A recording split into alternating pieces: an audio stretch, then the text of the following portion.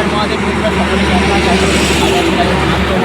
বাবার আশীর্বাদে কালকে রাত্রে আমাদের পেট্রোল পাম্প ছিলাম। কালকে রাতে আমরা বিহারে ঢুকে গিয়েছি। এখন আমরা বিহার থেকে রওনা দেবো। কতটা আমরা যেতে পারি দেখা যাবে রাস্তার মধ্যে।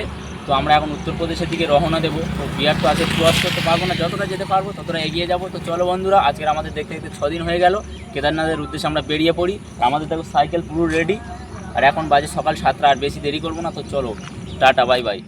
তো যেতে যেতে সাইকেলে একটা গ্যারেজ পেয়ে গেলাম। যাই হোক, চেনটা লুজ হয়ে গিয়েছে, চেনটা ঠিক করে নেওয়া হচ্ছে। এই যে দাদারা ঠিক করছে চেনটা।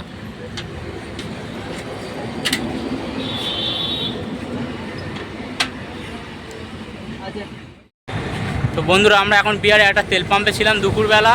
তো এখন দেখো এই সাইকেল চালিয়ে বেরিয়ে যাচ্ছি। এখন আমরা বিহার থেকে একটা দীঘা বলে জায়গা আছে বিহারের মধ্যে, ওই জায়গার টার্গেট আছে 40 কিলোমিটার। আমরা 3:30টায় বেরিয়েছি, 6টা পর্যন্ত আমাদের ইচ্ছা আছে ওই জায়গায় পৌঁছে যাব।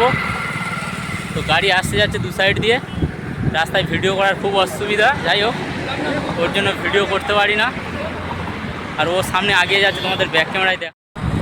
তো বন্ধুরা, অনেকে বলো যে সাইকেল চালানোর ভিডিও করো না কেন? তো যে দেখো ঢাল ঢাল রাস্তা, গাড়িগুলো উঠছে দেখো।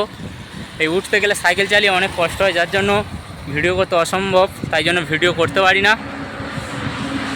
দেখো এই টেনে টেনে তুলতে হয়, লরিগুলো উঠছে দেখো।